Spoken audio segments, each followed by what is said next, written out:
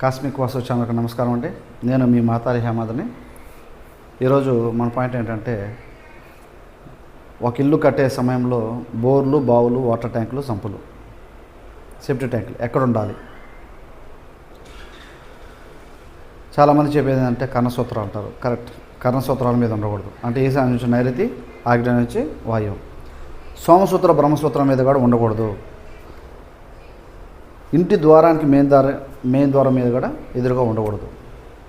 ఇవన్నీ ఓకే, అందరికీ క్లారిటీగా ఉంది. సెకండ్ పాయింట్ ఏంటంటే, ఇల్లు పని పూర్తిగా అయిపోయినాక నైరుతి స్థానాలు పెడతారు 90% పీపుల్స్. అప్పుడు అది కర్ణసూత్రం మీద పడినట్టే.